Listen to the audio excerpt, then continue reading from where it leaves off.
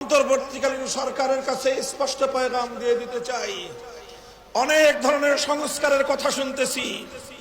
রাষ্ট্র সংস্কার করবেন, ভালো কথা। নির্বাচন ব্যবস্থার সংস্কার করবেন, আরো ভালো কথা। দেশে ফ্যাসিবাদ যেন তৈরি হতে না পারে, সেই ফ্যাসিবাদের উৎসমুখ বন্ধ করবেন, ভালো কথা। স্বৈরতন্ত্রের সকল সম্ভাবনাকে সমূলে উপড়ে ফেলবেন, আরো ভালো কথা।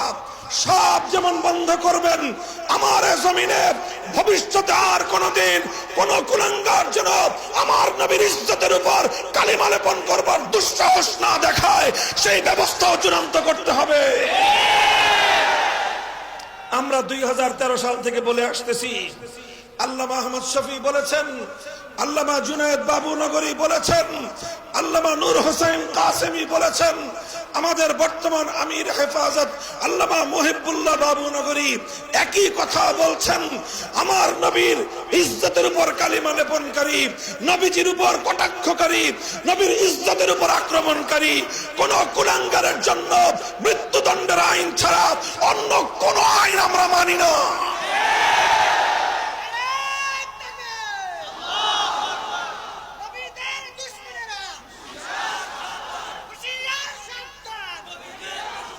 কাজেই এই কথা আমরা বলবো।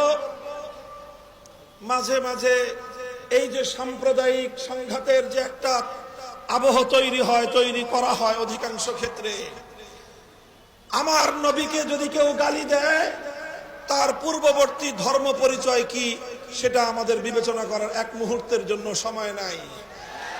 তার নাম যদি রাজীব হায়দার হয়, তার ব্যাপারে আমাদের যেই করণীয় হবে, তার নাম যদি কোনো ঘোষ হয়, তার ব্যাপারে আমাদের ফয়সালা বিন্দুমাত্র ভিন্ন কিছু হবে না।